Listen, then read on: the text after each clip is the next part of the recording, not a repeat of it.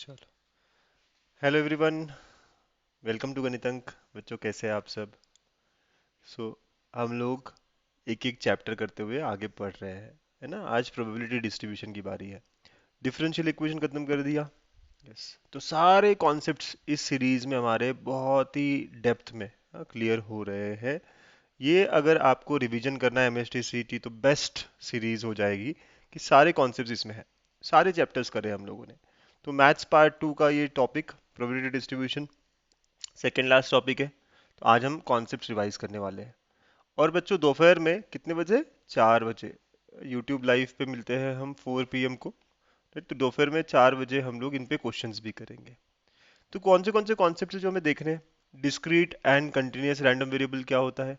Probability mass function क्या होता है? अरे सर ये कहाँ से आ गया, ये नहीं है यहाँ पे। फिर एक्सपेक्टेड वैल्यू क्या है, mean variance, right, standard deviation, ये सब देखेंगे। कितने क्वेश्चंस आते हैं इस चैप्टर में? 2 क्वेश्चंस आते हैं। ठीक है, तो 2 क्वेश्चंस का ये चैप्टर है। ठीक बच्चों, चलो। तो फटाफट कॉन्सेप्ट्स रिवाइज करते हैं। ये तो वन वन शॉट की तरह ही हो जाएगा। ये पूरा कॉन्सेप्ट, पूरा चैप्टर का कॉन्सेप्ट हम इसी वीडियो में देख लेंगे। तो रैंडम वेरिएबल क्या होता है? तो रैंडम वेरिएबल मतलब कि ऐसा, देखो कोई भी हम एक्सपेरिमेंट परफॉर्म करते हैं, है ना, कोई भी एक एक्सपेरिमेंट परफॉर्म किया आपने। तो लेट अस से एक्सपेरिमेंट था कि 3 कॉइन टॉस। तो आप 3 कॉइन टॉस जब करते हो तो अब हेड आना और टेल आना जो है ये रैंडम है। ठीक है, तो हमें इसमें से क्या चाहिए? अगर मुझे हेड्स चाहिए तो heads, number of heads become our random variable, right. तो x is a random variable and it defines here कि नंबर ऑफ हेड्स। ठीक है, तो जो जिसका आउटकम हमें पता नहीं है, right, the outcome is random, तो such variable is called as random variable. ठीक है, तो रैंडम वेरिएबल दो तरीके के होते हैं, डिस्क्रीट और कंटिन्यूअस। डिस्क्रीट मतलब जो काउंटेबल होते हैं, जैसे कि number of students in class. So number of student in class क्या है? तो डिस्क्रीट है सर। कैसे? कि भाई 50 बच्चे होंगे या 100 बच्चे होंगे तो काउंट कर सकते हो ना। Car sold in a company, तो ये भी डिस्क्रीट होता है। डिस्क्रीट का मतलब ये है कि जिसको आप काउंटिंग कर सकते हो, तो डिस्क्रीट रैंडम वेरिएबल, ये पहला होता है। Second, continuous random variable. Continuous random variable का मतलब ये है कि जैसे डिस्क्रीट में 1 आता है, 2 आता है, 3 आता है, ऐसे नंबर्स आते हैं। कंटिन्यूअस में कैसे है कि भाई सारी वैल्यूज आएगी, 1 और 2 के बीच की वैल्यूज भी आएगी, 1.1 भी आएगी, 1.2 भी आएगी। जैसे हाइट ऑफ अ पर्सन, तो पर्सन की हाइट जो है वो कैसी हो सकती है? 6 फीट भी हो सकती है, 5 फीट भी हो सकती है, लेकिन 5.1 भी हो सकती है ना, 5.2 भी हो सकती है, 5.21 भी हो सकती है। ठीक है, तो डिपेंड करता है कि आप मेजर कितना एक्यूरेटली कर रहे हो। तो सारी वैल्यूज लेता है, तो ये है continuous random variable. Current flow, right, density, ये सारे जो एग्जांपल्स है ये कैसे कंटिन्यूअस रैंडम वेरिएबल के हैं। वैसे कंटिन्यूअस रैंडम वेरिएबल हमारे सिलेबस में है ना, इसको लेके जो क्वेश्चंस है वो डिलीटेड सिलेबस में चला गया है ना, डिलीट हो चुका है। तो हमें फोकस जो करना है वो सिर्फ और सिर्फ डिस्क्रीट पे ही करना है। ठीक है बच्चों, तो डिस्क्रीट और कंटिन्यूअस रैंडम वेरिएबल ये पहला पॉइंट है हमारा।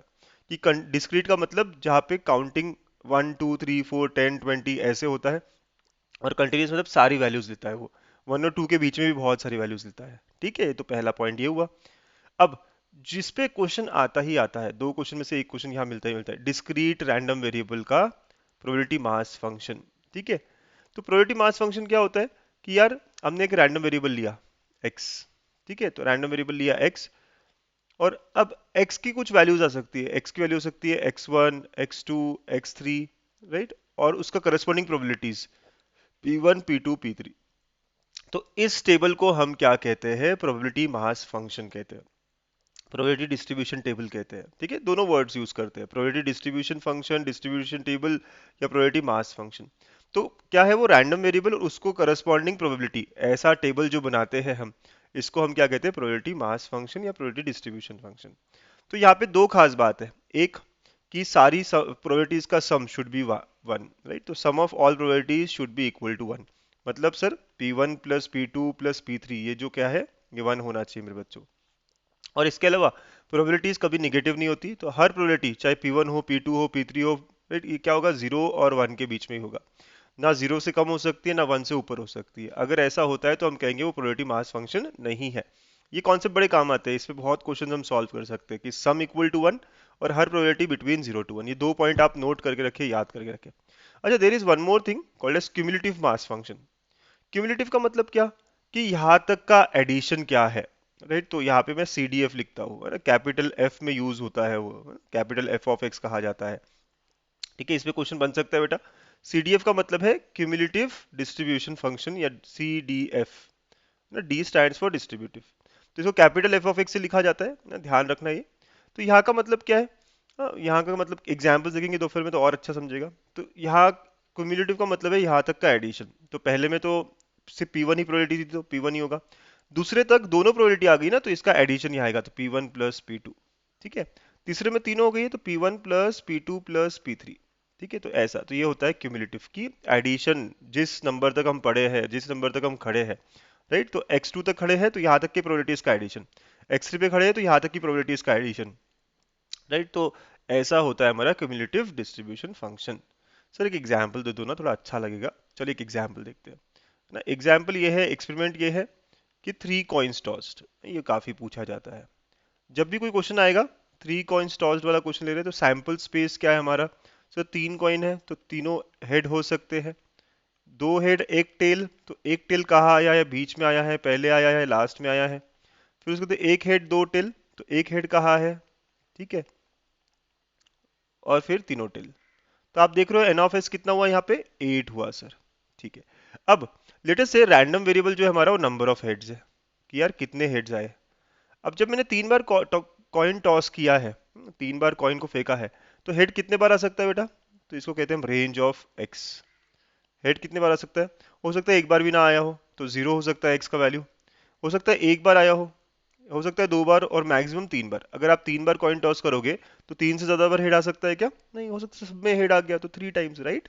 तो ये हो गया रैंडम वेरिएबल का रेंज। ठीक है, तो अब जब मैं प्रोबेबिलिटी डिस्ट्रीब्यूशन फंक्शन बनाऊंगा, वो जो टेबल बनेगा, वो टेबल अब कैसा बनेगा देखिएगा। ठीक है, तो वो टेबल में मैंने पहले दो कॉलम दो रोज बना लिए। ठीक है, तो पहले x का वैल्यू और फिर नीचे उसका प्रोबेबिलिटी, p ऑफ x। ठीक है, तो x की वैल्यू क्या क्या है यहाँ, 0, 1, 2 और 3, ये x की वैल्यूज है। ठीक है, तो ये ऐसा बनता है हमारा प्रोबेबिलिटी डिस्ट्रीब्यूशन फंक्शन। ठीक, अब जीरो होने की प्रोबेबिलिटी क्या है, आप यहाँ देखो, हेड जीरो आने की प्रोबेबिलिटी क्या है, ये एक ही केस है ना, जब तीनों टेल आएगी। सैंपल स्पेस से आप निकाल सकते हो, दैट इज 1/8। समझ रहे हो, एक हेड आने की प्रोबेबिलिटी क्या है, तो ये तीन है, तीन फेवरेबल है आउट ऑफ 8, तो 3 आउट ऑफ 8। दो हेड आने की प्रोबेबिलिटी क्या है सर, ये तीन केसेस है, दिख रहे हैं ना सबको, ये तीन केसेस है, सबको आता है ये, यस सर, 3/8। और फिर तीनों हेड आने की प्रोबेबिलिटी क्या है, ये वाला है सर। ठीक है, तीनों हेड आने की प्रोबेबिलिटी जो है वो ये वाली है, 1/8। तो ऐसा हमारा प्रोबेबिलिटी डिस्ट्रीब्यूशन फंक्शन बन गया। आप देखो सारी प्रोबेबिलिटीज जो है वो 0 से 1 के बीच में है, और इनका सम भी 1 आएगा। अच्छा, क्यूमुलेटिव भी देख ले, इसी में एक और रो ऐड कर लेते हैं। और क्यूमुलेटिव, क्यूमुलेटिव का मतलब यहाँ तक का एडिशन। राइट, तो क्यूमुलेटिव का मतलब है यहाँ तक का एडिशन निकालना पड़ेगा, तो यहाँ 1/8 होगा। अब वन पे खड़े हम, तो वन पे खड़े तो यहाँ तक कौन सी प्रोबेबिलिटीज आई है, दोनों आई है, तो इन दोनों का एडिशन करेंगे आप, तो इसमें क्या आएगा, 1/8 प्लस 3/8। आप कैलकुलेशन तो बड़े आराम से कर सकते हो। ठीक है ना बेटा। फिर उसके बाद में अगर टू पे खड़े हैं हम, तो टू तक का एडिशन, मतलब 1/8 प्लस 3/8 प्लस 3/8। ठीक है, और फिर यहाँ पे खड़े तो इन सबका एडिशन, इन सबका एडिशन 1 आता है, राइट, आप करके देख लो। तो लास्ट आंसर हमेशा 1 ही रहेगा।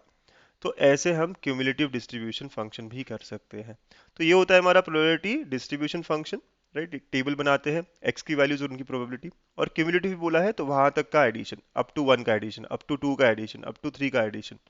राइट, अंडरस्टूड बेटा। तो ऐसे में क्वेश्चन जब भी दिया होगा, ऐसे ही सैम्पल स्पेस बनाना पड़ेगा, प्रोबेबिलिटीज हमें निकालनी पड़ेगी, है ना, दी नहीं होगी, हमें निकालनी पड़ेगी। ठीक है, बहुत बढ़िया। अच्छा, इसके बाद और क्वेश्चंस मिलते हैं हमें एक्सपेक्टेड वैल्यू पे, मतलब मीन, जो भी कोई एक्सपेरिमेंट कर रहा है उसका क्या मीन है। तो the answer of this is summation of P I x है। जैसे अभी हमने टेबल बनाया था ऊपर में, है ना, अभी हमने बनाया था ना टेबल यहाँ पे, कि यहाँ पे हमने टेबल में क्या रखा था, तो x की वैल्यूज थी और p की वैल्यूज थी, है ना, तो 0, 1, 2, 3। तो यहाँ पे हमारा आया था 1/8, है ना, 3/8, जो कॉइन टॉस वाला एग्जाम्पल है, 3/8 और 1/8। तो अगर हमने इनको मल्टीप्लाई किया, p1 x1, इन दोनों को मल्टीप्लाई किया, plus p2 x2 plus p3 x3, है ना, प्लस p4 x4, ये जो भी है, तो this is nothing but expected value e of x। p1 x1 मतलब ये x1 है, ये p1 है, ये x2 है, ये p2 है। ठीक है, ये वैल्यूज यूज करके हम कैलकुलेशंस कर सकते हैं। तो summation of P I X I is nothing but expected value, E of x कहते हैं हम इसको। व्हाट इज वेरिएंस, एक और चीज होती है वेरिएंस। तो वेरिएंस का फॉर्मूला बहुत अच्छा है, ई of x square minus E of x का होल स्क्वायर। सर यहाँ पे ई ऑफ एक्स स्क्वायर क्या है, बहुत बार पूछ लेते हैं हमको। तो ई of x square is summation of P I into x का स्क्वायर। मतलब जो हमने टेबल बनाया है, तो यहाँ पे एक्स आई दिया है हमें, पी आई दिया है हमें, तो हम इसका स्क्वायर करेंगे और पी से मल्टीप्लाई करेंगे।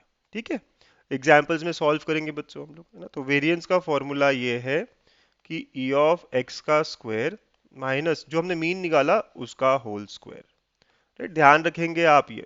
तो P I X I square minus, ठीक है, मीन स्क्वायर। और what is standard deviation? Standard deviation is root of variance. Standard deviation हमेशा क्या होता है? Root of variance. तो वेरिएंस कभी निगेटिव नहीं होगा, क्योंकि अगर वेरिएंस निगेटिव हो गया तो स्टैंडर्ड डिविएशन ही नॉट डिफाइंड होगा। तो वेरिएंस इज ऑलवेज पॉजिटिव, है ना। एक्सपेक्टेड वैल्यू, मीन, वो तो कुछ भी हो सकता है, पॉजिटिव नेगेटिव। अंडरस्टूड बेटा? तो अब बात यह है कि जब भी वेरिएंस के क्वेश्चन आते हैं, सर कैसे करूं मैं? तो वेरिएंस के क्वेश्चन जब भी आते हैं तो हमें सबसे पहले तो टेबल बनाना पड़ेगा एक्स और पी के लिए। ठीक है, फिर हमें उसके बाद में एक्स स्क्वायर करना चाहिए, फिर यहाँ पे पी आई एक्स आई, ठीक है, P I X I square, ये सब चीजें लगेगी ना हमें। अंडरस्टूड बेटा? तो ये सब चीजें लगेगी हमें। ठीक है, तो यहाँ से हम लोग इनका एडिशन करेंगे तो हमें क्या मिलेगा? ई ऑफ एक्स मिलेगा। इसका एडिशन करेंगे तो हमें क्या मिलेगा? ई ऑफ एक्स स्क्वायर मिलेगा। और फिर हम वैल्यूज वेरिएंस की जो फॉर्मूला है वो डाल के खत्म करेंगे आंसर को। ठीक है बेटा? तो ऐसे हमें सॉल्व करना चाहिए, ऐसे हम सॉल्व करेंगे। अंडरस्टूड? चलो, तो आज के कॉन्सेप्ट्स इतने ही है ना। क्वेश्चंस करेंगे हम दोपहर में, है ना। 4 बजे मिलने वाले हम यूट्यूब लाइव पे, और बहुत सारे क्वेश्चन सॉल्व करेंगे, है ना, और आप खुद को प्रिपेयर करेंगे। So thank you everyone, that is all for the day. Thanks.